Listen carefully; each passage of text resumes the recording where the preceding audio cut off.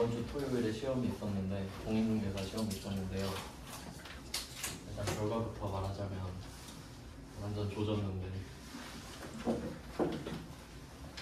그냥 뭐 대충 좀 설명을 해드리면 그 공인중개사 시험이 아마 내년부터 상대평가로 바뀌어요. 올해까지는 아마 60점만 되면 합격인 거예요. 그냥 제한이 없는 거지, 사람 수가. 근데 만약에 내년부터 몇백 명, 뭐 몇천 명으로 끊는다 그러면은 이제 점수가 의미가 없잖아요. 상위만 뽑으니까. 그러니까 올해가 아마 40만 명인가 몰렸어요, 시험이. 근데 합격률이 10%만 돼도 4만 명이에요. 그러면 4만 명이 더 생겨버린다고. 그럼 이미 공인중개사들이 싫을 거 아니에요. 그래서 시험을 그지같이 냈어요. 다 떨어지려고. 진짜 처음 보는 문제들이 더 많더라고요. 떨어지라고 하면 떨어질 수밖에 없거든요. 그냥 변명이었습니다. 작년에 봤으면 붙었는데 그래서 그냥 다시 볼 필요는 없겠다 싶더라고요. 너무 더럽게 내가지고 그냥 세무사 할 겁니다. 이제 뭐 꼭 따고 싶었던 건 아니라 아쉽긴 한데 그냥 뭐 그렇습니다. 그럼 저번 시간에 이어서 그 어음 하겠습니다. 어음. 일단 뭐 분류를 다시 하면 매출채권 하고 있었고요. 매출채권은 그 영업과 관련된 금전채권입니다. 그 안에 계정 과목이 두 개 있어요. 매상 매출은 받을 어음. 네, 이때 받을 어음은 계정 과목이고요. 실제로 받는 건 약속 어음입니다. 그래서 저번 시간에 했던 게 받을 어음에 대해서 한 게 아니라 정확히 말하면 약속 어음에 대해서 말을 한 겁니다. 내가 다른 사람한테 약속 어음을 받았을 때 그 뒤에 후속 조치를 어떻게 할 수 있는지 경우의 수에 대해서 배워봤는데, 그러면 이때 여기서 나왔던 이슈들이 있었죠. 첫 번째가 추심, 의뢰, 추심을 의뢰하거나 위임한다고 할 수도 있겠죠. 그러니까 내 어음인데 남한테 대신 받아달라고 부탁하는 경우. 근데 이때는 심부름 값을 줘야 돼요. 심부름을 시키니까. 그러면 그 심부름 값은 비용 처리가 되는 겁니다. 첫 번째 이슈가 이거였고요. 두 번째가 이 약속어음을 할인하는 경우였죠. 할인. 제가 뭐 설명드리면서 상환 청구권 이런 거 설명드리면서 그 은행이 어음을 조금 싸게 사놨다가 기다리면 비싸게 돈을 받을 수 있으니까 그것도 부수입이 되거든요. 뭐 그때 은행이 그럼 위험을 지게 되잖아요. 부도가 난 어음을 살 수도 있잖아. 그래서 그 어음을 나한테 판 애한테 확답을 받아놓죠. 부도 나면 너한테 돈 받으러 간다. 그래서 원래는 이 약속어음을 은행 가서 할인하는 경우가 차입 거래입니다. 원래는. 근데 그냥 매각 거래로 하자라고 해서 항상 매각 거래라고 한다고 말씀을 드렸습니다.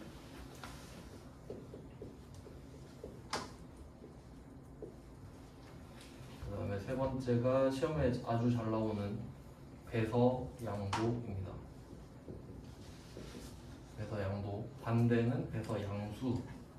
둘 다 잘 나와요. 배서양도, 배서양수는 A, B, C 그려가지고 A, B, C가 있는데 B면 배서양도, C면 배서양수라고 저번 시간에 알려드렸습니다. 이제 영상에 있으니까. 자, 그리고 마지막 4번이 내가 어음을 갖고 꾹 참고 있었어요. 그 만기일까지. 그래서 은행 가서 돈을 받으려고 했는데 돈이 없대. 그래서 은행원이 나한테 지급을 거절해요. 그 지급 거절하는 상황을 부도라고 하고요.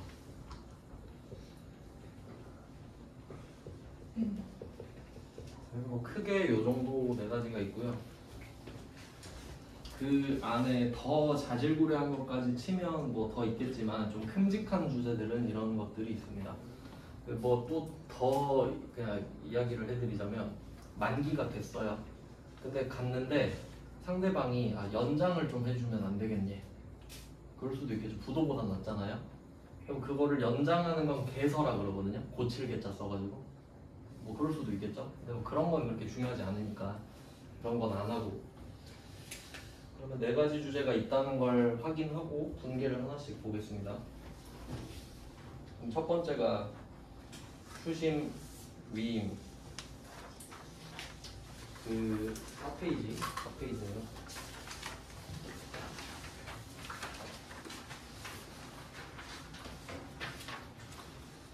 4페이지에서 17번 문제가 추심 의뢰죠. 네, 추심 의뢰나 추심 위임, 추심 수수료 이런 단어들이 힌트가 되겠죠. 물론 어음은 깔려 있어야 되고요. 그리고 좀 그 워딩을 보면 17번 문제 보시면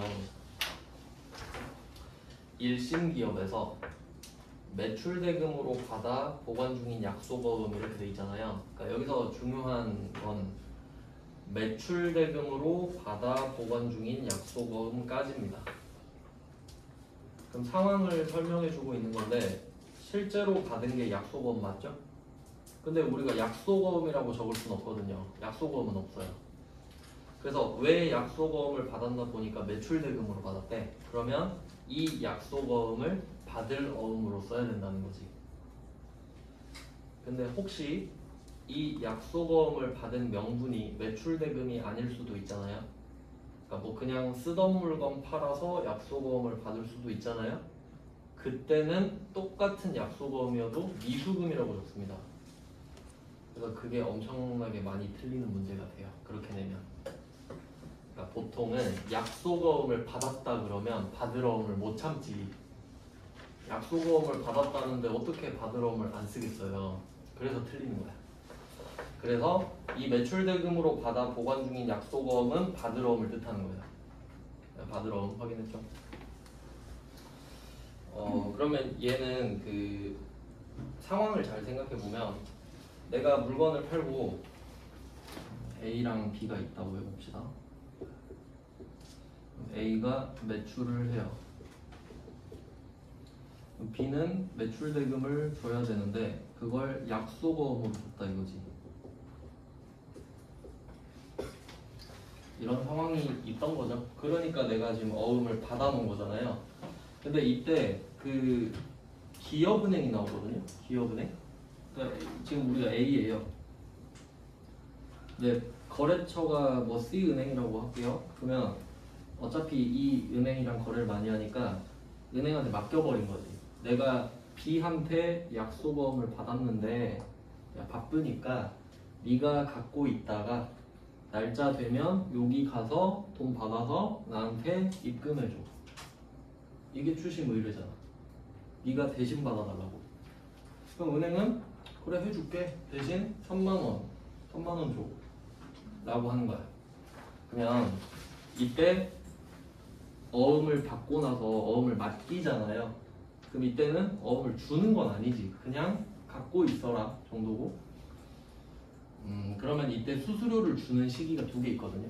첫 번째는 내가 이 어음을 맡기러 갔을 때 주면서 여기 나와 있는 어음이 200만 원짜리잖아요. 이걸 은행한테 주면서 야 이거 만기 되면은 입금해줘 나한테 200만 원. 그럼 은행이 그때 3만 원 달라고 그러겠지. 그럼 원래는 3만 원 주고 끝나야 돼요. 맞지? 3만 원 주고 끝이지. 그리고 만기까지 계속 기다리기만 할 거 아니에요. 그러니까 수수료를 주는 거랑 3만 원 주는 거랑 은행이 200만 원 받아서 내 통장에 꽂는 거랑 시기가 다르다고요. 맞죠? 기본적으로. 근데 그렇게 내면은 너무 문제가 시시한 거야. 3만 원 내고 끝 잃어버리니까. 왜냐면 추심 의뢰를 하는 순간이 문제일 거 아니에요. 3만 원 주고 끝나버리거든. 그럼 문제가 너무 시시한 거야. 그래서 두 개를 합쳐버린 거죠. 수수료를 줄 때랑 돈을 받아가지고 입금을 해줄 때랑 같이 내버린 거야. 그러면 이렇게 이야기를 만들면 돼요. A가 어음을 갖고 C은행으로 가가지고 야 이거 갖고 있어. 200만 원짜리 어음. 그리고 만기 되면 나한테 200만 원 꽂아놔. 이렇게 했어요. 그럼 은행이 그때 3만 원 달라 그러겠지. 3만 원 줘. 근데 내가 지금 돈이 없으니까 네가 이때 200을 받잖아. 그럼 거기서 3만 원 빼가. 197만 원만 줘. 그러면 두 문제 같은 한 문제를 만들 수 있지. 그래서 그렇게 된 거예요 지금. 그러니까 수수료 달라고 했는데 약간 쌩깐 거지. 아 다음에 줄게. 그때 200 받으면 거기서 갖고 가. 그럼 조금 복잡해지죠. 그럼 이거는 2월 시킨 거잖아. 수수료를 주는 시점을. 원래는 맡길 때 줘야 되는데 만기 때로 지연시킨 거죠. 유보했잖아요. 그래서 그때 분개를 해봐라 이거지. 그러면 만기 때 분개를 하는 게 정답이겠죠. 그러면 만기가 되면 저 기업은행이 내 대신에 돈 200을 받았을 거 아니야. 그러면 이 받으러 오면 사라지겠지. 권리가 사라지겠죠. 대변에 받으러 오면 없어져야겠죠. 돈이 들어오려면. 근데 이건 어떻게 알 수 있냐면 우리가 직접 어음을 들고 은행에 가는 게 아니잖아요. 그럼 통장에 197만 원 꽂혀 있을 거 아니에요? 그거 보고 알겠지. 아 없어졌구나. 없어졌으니까 입금이 됐겠죠.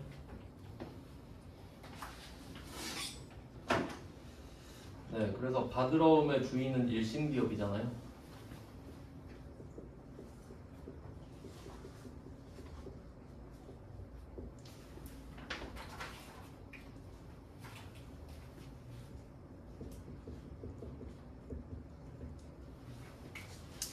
네, 이렇게 일단 대변이 이렇게 정리가 되겠죠. 그러니까 돈이 들어왔으니까 아 그 어음이 사라졌겠군. 이 정도는 당연히 유출을 할 수 있고. 근데 통장에는 197만 원밖에 안 들어올 거 아니에요. 3만 원은 지가 먹었을 거 아니야. 그러면 그 3만 원은 비용 처리가 될 겁니다. 그때 이 추심 수수료인데 얘는 답이 800번 수수료 비용이에요.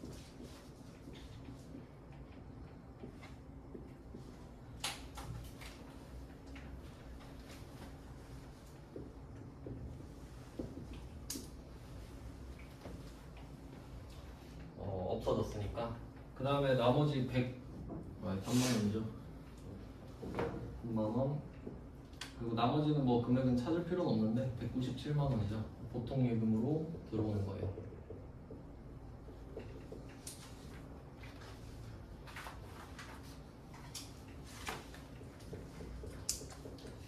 그리고 이 보통 예금이나 당좌 예금이 개정 과목은 그 원래 실무에서는 그 밑에 거래처를 써요. 우리가 은행을 한 개만 쓰는 건 아니잖아요. 여러 군데 은행 쓸 수 있죠. 뭐 보통 예금 기업은행 이런 식으로 쓰거든요 원래는. 근데 우리 시험에서는 그렇게까지는 안 해요. 그게 그렇게 중요한 건 아니기 때문에. 그래서 답이 이렇게 됐어요. 그래서 이 추심 의뢰가 나오면은 두 가지 패턴이 있다고 하셔야 돼요. 이런 식으로 만기까지 지연시킨 다음에 수수료를 주는, 이게 난이도가 더 높은 거죠. 근데 만약에 이럴 수도 있잖아요. 그러면 또 문제가 괜찮을 것 같은데, 수수료를 그냥 지금 줬다 이럴 수 있죠. 그럼 그냥 추심 수수료 비용 800번 3만원, 뭐 현금 3만원 하거나 보통 예금 3만원, 그럼 끝이에요. 실제로 그런 문제도 낸 적이 있어요. 그래서 비교해서 하나 더 써두시면, 문제를 뭐 너무 많아서 그 안에 포함되는 내용은 따로 넣지는 않은 거죠. 그래서 만약에 우리가 그 당시에 3만원을 바로 줘버리면, 그럼 수수료 비용 3만원 하고 보통 예금 3만원 이렇게 끝날 수도 있지.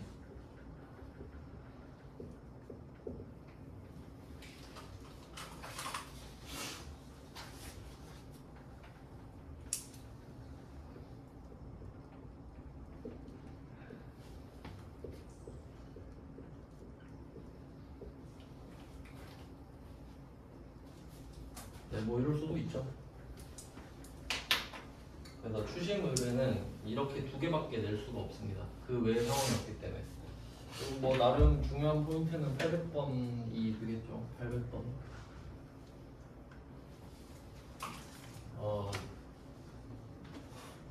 근데 저는 이거를 900번이라고 생각을 하긴 하는데 답이 800번으로 나왔으니까 800번이라고 알려줄 수밖에 없잖아요. 저는 왜냐면 제 생각에는 꼭 어음을 추심을 의뢰를 해야 되나?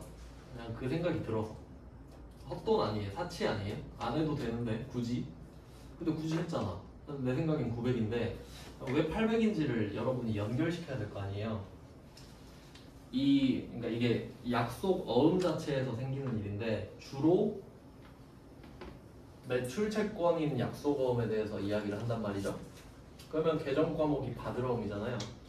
그럼 이렇게 그냥 전제를 한다면 앞에 붙어 있는 말이 매출 채권이잖아요. 그럼 우리 비용이 500번 비용, 800번 비용이 있는데 500번이 제조 원가고 800번이 판매비와 관리비잖아요. 그러니까 굳이 따지면 매출이 판매 아닙니까? 그래서 800번. 그냥 뭐 이런 식으로라도 연결을 하면 뭐 답은 정해져 있으니까 우리는 거기 맞춰야죠. 그래서 제 생각과 답인 이유를 말씀드렸어요. 16번은 17번은 추심 의뢰였고요. 그 다음이 18번 문제입니다. 18번은 그 약속, 어음, 할인, 매각거래 이렇게 3개가 같이 나온다고 했어요. 반드시 3개가 같이 나와요. 그리고 이 18번 문제도 제품을 판매하고 받은 약속어음이라고 써있잖아요. 그러니까 상황을 알려주면서 계정 과목이 받을 어음인 거 알고 있냐 정도가 되는 거지. 그래서 얘도 받을 어음이고요. 근데 얘는 만기 전에 할인을 했다. 이게 포인트거든요. 그러니까 어음은 상황이 사실 2개밖에 없어요. 왜 그런지 볼게요.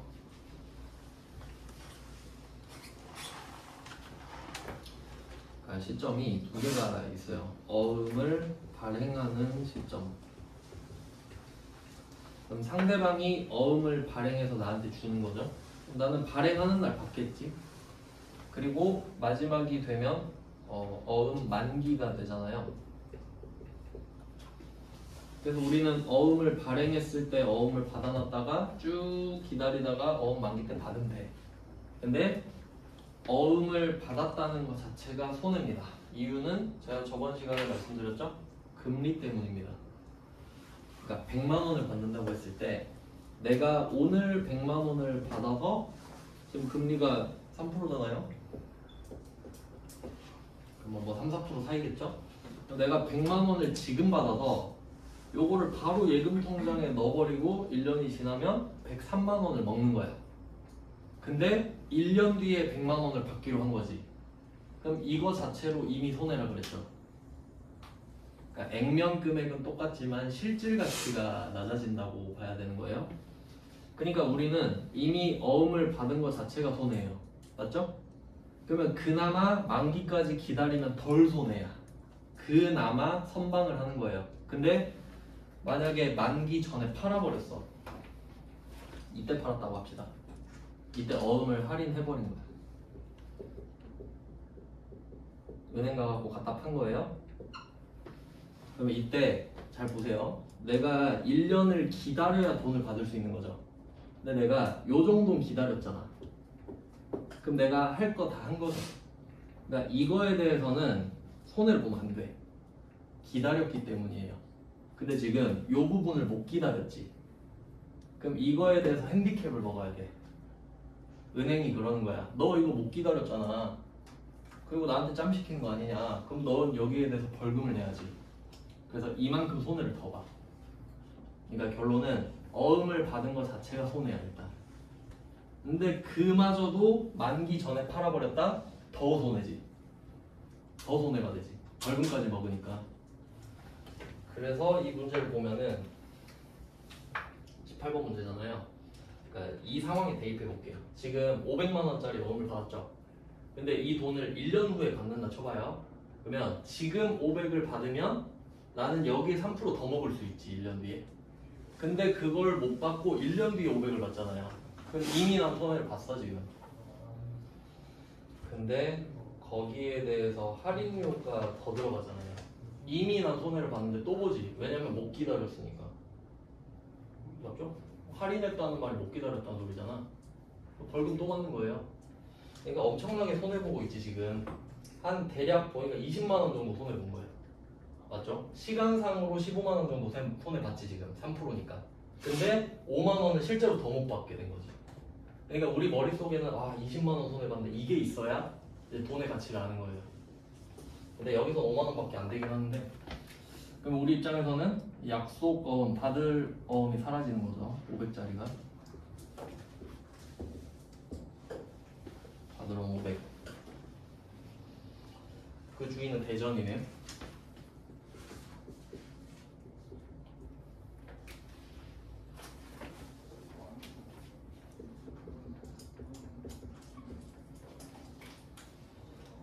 네, 일단은 지금은 그 아까랑 좀 차이가 있다면 17번 문제는 만기가 돼서 만기가 돼서 없어진 거잖아요. 돈으로 바뀐 거니까. 근데 여기서는 만기가 된 건 아닌데 은행한테 넘겨버렸잖아요. 너 가져.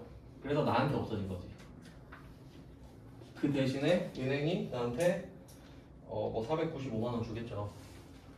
그럼 이때 이 5만 원을 뭐라고 부를 거냐?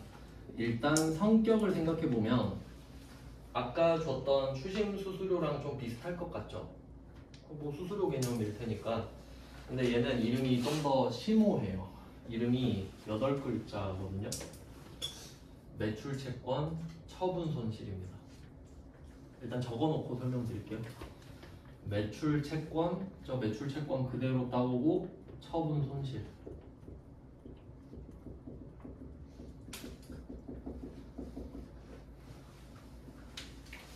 이런 게 이제 이름이 좀 길어지잖아요. 그러면 상식이 받쳐주면 쉬워요. 저는 솔직히 이 이름이 당연하다고 좀 생각을 하는데 한번 볼게요.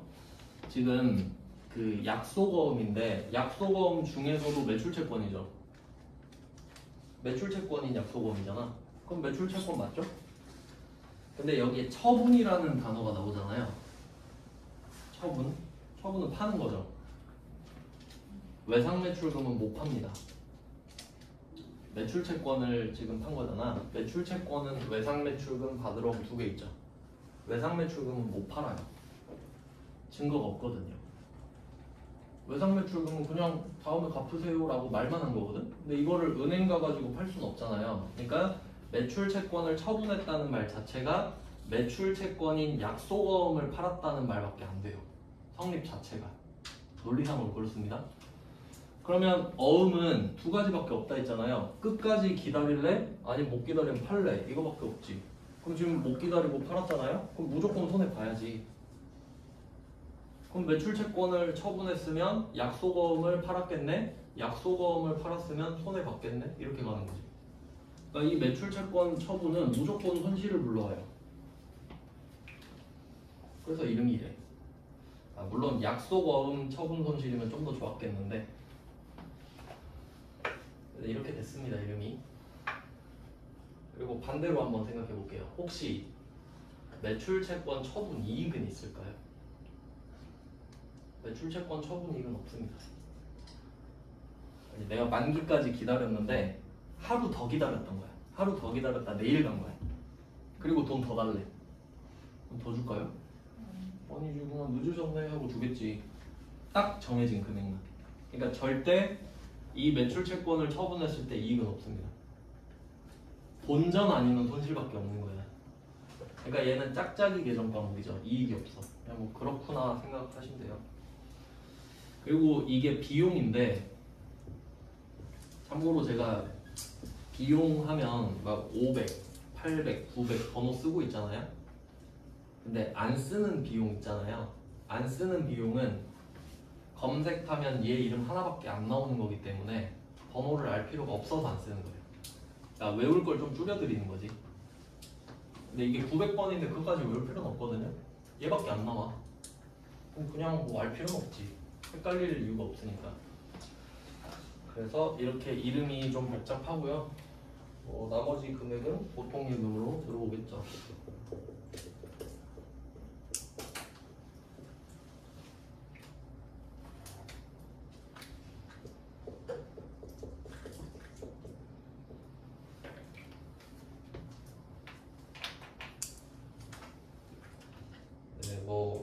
할인 매각 거래도 받습니다. 참고로 원래 매각 거래가 아니라 할인 거래라 그랬잖아요. 아니 그 차입 거래. 네, 낸 적은 없거든요. 제가 알기로 분개로 낸 적은 없어요. 근데 혹시 요새 트렌드가 좀 약간 안 내던 문제를 내는 거니까 혹시 참고를 좀 해보자면, 원래는 은행한테 이 어음을 딱 주면은 은행은 나를 안 믿는다 그랬지. 그러니까 이 어음을 덥석 갖고 가는 게 아니에요. 이 어음을 담보로 잡는 거야. 그러면 그렇게 되면 회계 처리가 어떻게 되냐면, 이때 받을 어음이 아니라 뭐 낼 것 같지는 않은데 그냥 들어보기만 하세요. 그러니까 받을 어음이 없어지는 게 아니라 내 받을 어음은 가만히 있는 거야. 대신에 차입금이 500이 생기는 겁니다. 어음을 보여주면서 500을 드린 거거든. 그러면 차입금 500이 생겨. 그럼 500을 갚아야 된다는 소리죠. 뭐 기간에 따라 단기인지 장기인지 그건 정해질 거고, 땡땡 차입금 땡땡은행 이렇게 가겠지. 그 은행한테 돈 빌렸으니까. 그리고 이 5만 원은 어떻게 되냐면 선이자가 돼요. 선이자. 그 보통 약간 그 영화 같은 데 보면은 대부업체 막 있잖아요. 조그만한 사무실에 그 뭐지? 아이유 나오는 거? 막 나의 아저씨인가? 뭐 그런 느낌. 그런데 가면은 100만 원만 빌려주세요 이러면은 80만 원 딱 던지면서 100만 원으로 갚아. 20만 원은요? 선이자야. 뭐 이러잖아. 그거에 5만 원은 바로 손해를 보는 거지. 근데 얘는 이자 비용이 되는 거예요. 그래서 495만 원밖에 입금이 안 되겠지. 그럼 난 500을 갚아야 돼. 뭐 그런 식인 거예요, 원래는. 참고만 하세요. 기록에 남으니까 한번 말은 했어요. 네, 그 다음에 19번. 이게 여기선 사실 주인공입니다. 배서, 양도. 배서, 양도. 얘는 진짜 중요합니다. 중요 표시를 하셔야 되고요. 배서, 양도는 무조건 한 번은 나와요. 시험 한 회에 한 번은 나올 거예요. 반드시.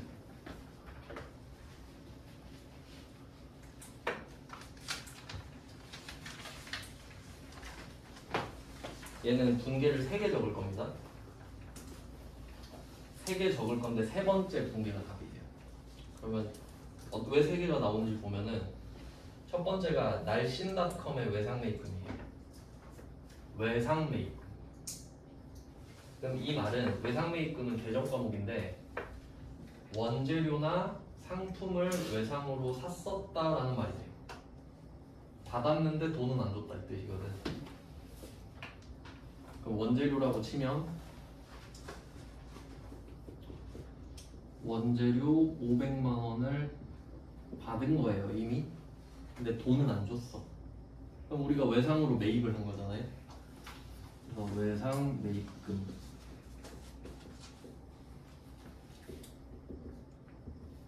이런 회계 처리가 있었던 거지. 근데 돈은 안 줬으니까 누구한테 안 줬는지 써야 되거든요. 날씬닷컴이라고 써있죠.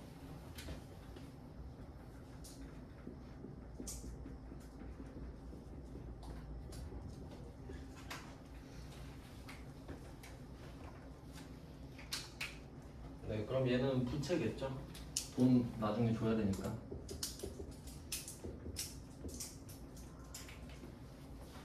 원재료는 이미 받아서 쓰고 있으니까 자산이고.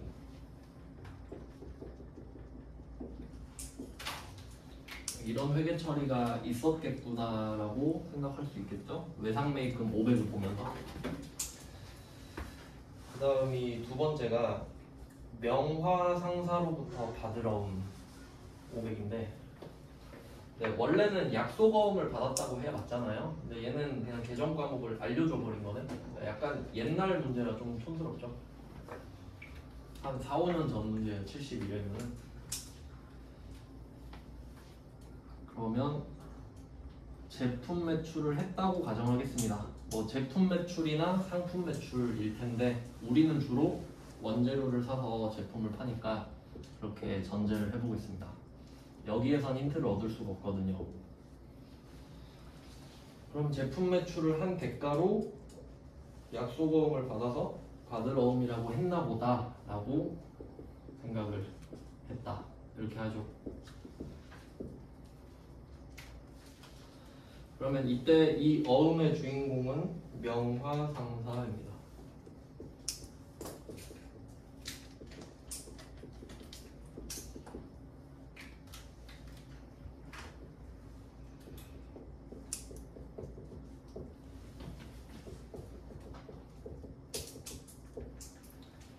이렇게 두 개의 회계 처리가 있었다고 알 수 있겠네요.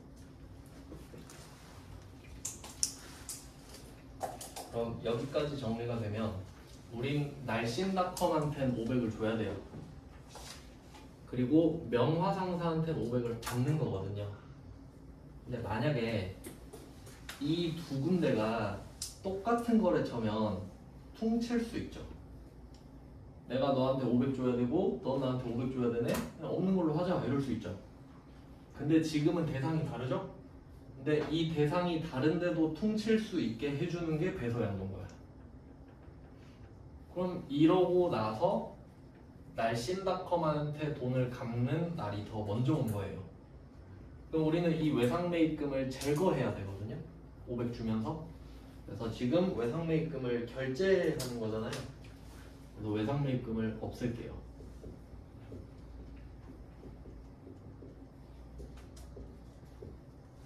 외상매입금 500을 없애보자.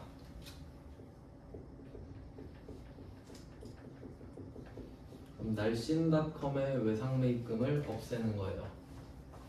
부채가 사라지겠죠.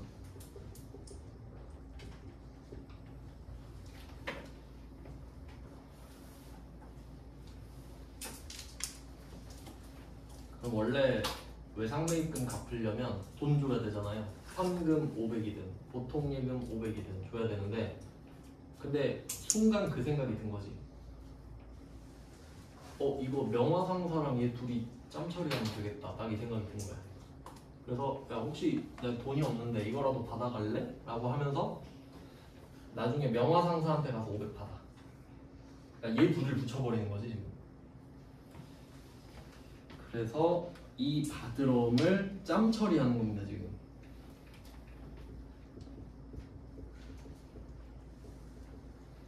금액도 딱 맞고 좋네요.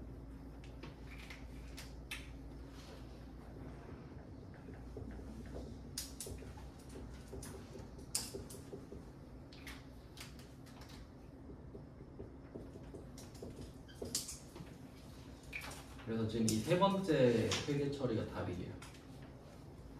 이게 배서 양도예요. 그래서 일단은 그 분계로 할 때는 1, 2, 3단계가 들어간다. 그래서 자리는 외상매입금 사라지고 받으러움 사라지고 이렇게 크로스해서 둘이 없어지는 겁니다. 근데 이제 조금 더 좋은 공부가 되려면 여기에 A, B, C를 갖다 붙이는 거예요. A, B, C 이렇게 갖다 붙이는 거지. 그리고 결과적으로 제가 B가 배서양도라 그랬고요, C가 배서양수라 그랬거든요.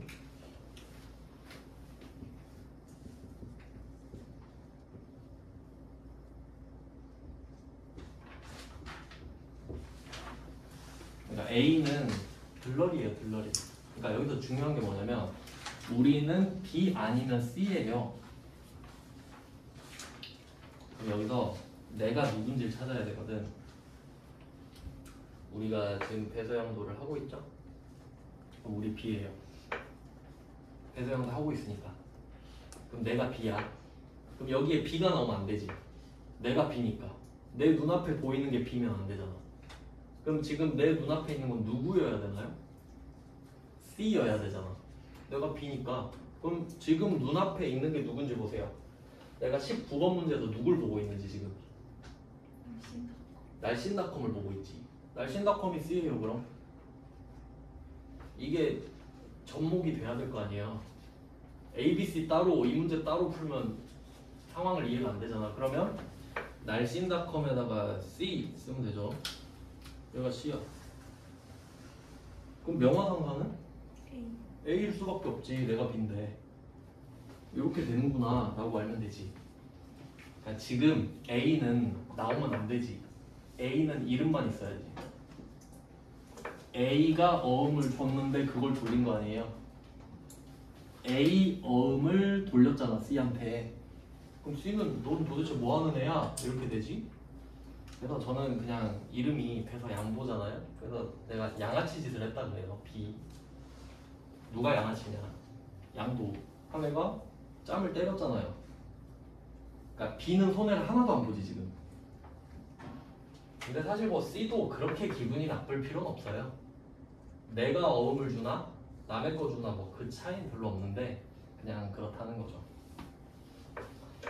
그래서 이런 식으로 연결을 시키면 되고요. 그 다음에 괄호 20번 문제를 보면 되겠죠.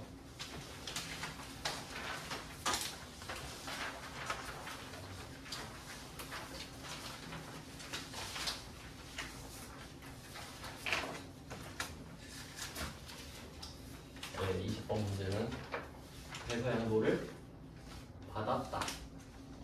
그럼 나는 C야. 받았으니까. 그럼 쟤가 양아치잖아요. 그럼 우린 B를 보고 있겠지. B를.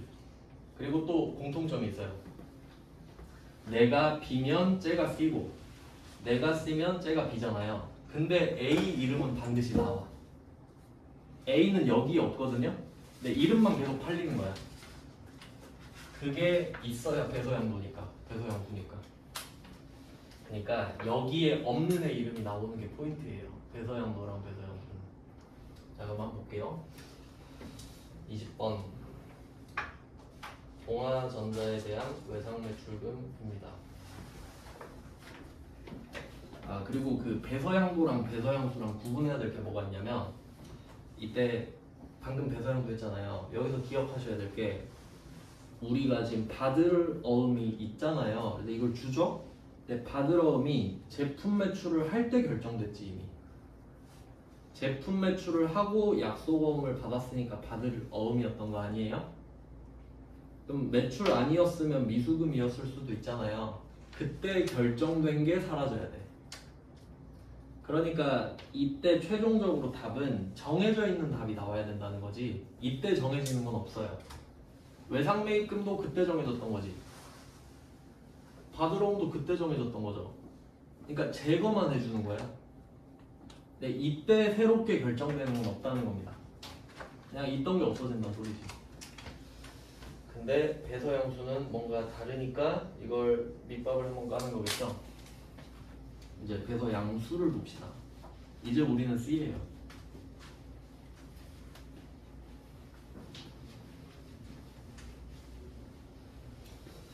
그럼 여기서 동아전자에 대한 외상매출금이라고 하니까 제품 매출을 동아전자한테 썼겠죠.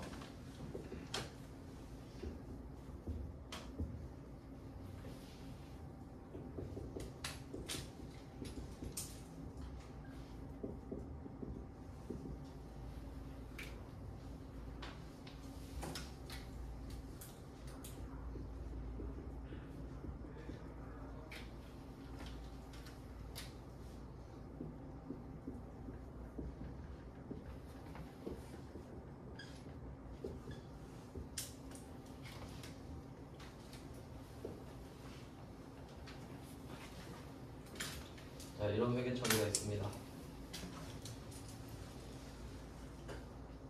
근데 이거에 대해서 약속어음을 배서양도 받았다라고 합니다. 배서양도를 받았대. 그러면 이때 외상매출금은 이 동아전자가 나한테 물건을 보내면서 일단 어음 주기 전까지 그냥 뭐 킵해놓은 거죠. 우리가 원래 이렇게 말씀드렸어요. 내가 물건을 보내고 상대방이 검수를 하기 전까지 임시로 쓰는 게 외상매출금이에요. 근데 얘가 검수가 끝냈다고 어음을 준 거야. 그럼 우리는 그냥 자체적으로 회계 처리를 하는 거죠. 이제 외상매출금이 사라졌다.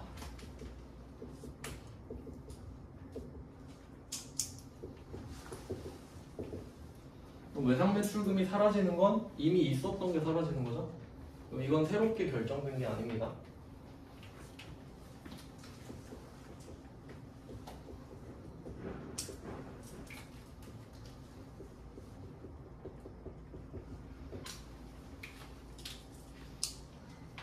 여기까지는 정해진 거예요. 정해진 거.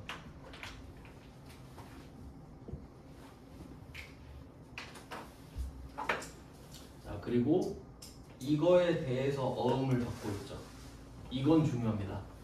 이때 이 차변 있잖아요. 얘는 지금 결정돼요. 지금 결정. 그러니까 이걸 좀 잘 생각해야 되는데 외상 매출금은 결정돼 있던 거 맞죠? 그래서 외상 매출금 사라지는 거잖아요. 근데 외상 매출금이 있다는 거는 결국 제품 매출이 있었으니까 외상 매출금이 있는 거죠. 그러니까 이 외상 매출금은 제품 매출 대신이란 말이에요. 제품 매출이 있으니까 외상 매출금이 있는 거 맞죠? 그러면 그것 외상 매출금에 대해서 어음을 받았다는 거는 결국 제품 매출 때문에 어음을 받은 거잖아. 그러니까 이 차변은 지금 결정되는 거예요. 제품 매출 대신에 외상 매출금이 사라지니까 얘도 받으러 오는 거예요. 근데 우리가 외상 매출금이 아니라 뭐 미수금 이런 거였을 수도 있잖아요. 그럼 미수금이 사라지겠지. 그럼 미수금 때문에 얘도 미수금이 돼요. 그러니까 차변은 지금 결정된다고. 대변에 의해서. 그러니까 대변은 결정된 게 없어지는 거지만 대변이 차변을 결정하는 거예요. 그러니까 좀 복잡할 수도 있으니까 이건 잘 생각해야 돼요. 그러니까 배서 양수가 더 어렵다는 소리지. 배서 양도는 이미 정해져 있던 것만 없애면 되잖아요. 내가 결정할 게 없잖아. 근데 얘는 지금 결정되잖아요. 그럼 여기 판단이 들어가지. 결론은 이게 만약에 제품 매출이 아니라 내가 타던 자동차를 판 거야. 그럼 이때 미수금 오잖아요. 그럼 미수금이 사라지고 미수금 오거든요. 그럼 안 해도 돼 그게 처리. 똑같잖아요. 그땐 정답 없음 이렇게 되거든요. 근데 그런 문제를 내진 않겠지. 그래서 구조상 이런 걸 내겠죠. 그래서 지금 받을 어음이 됩니다.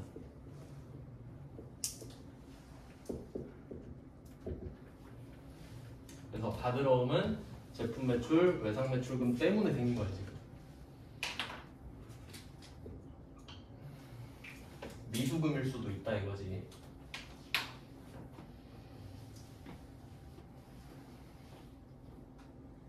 자, 그리고 이 1,500을 누구한테 받을까? 이걸 생각해야 돼요. 지금 우리 눈앞에 동화전자 있죠? 우리 지금 동화전자 보고 있어요. 우리는 지금 C고 동화전자는 B예요.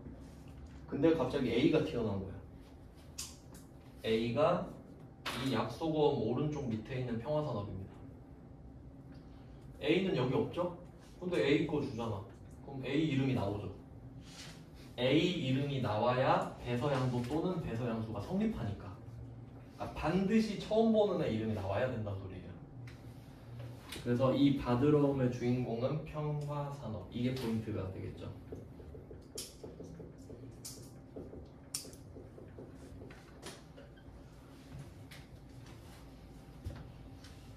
아 이거 1,000만 원이네.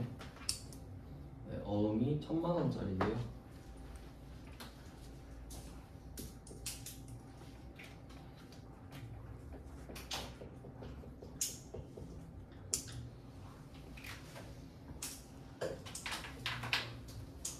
네, 뭐 이렇게 되겠죠.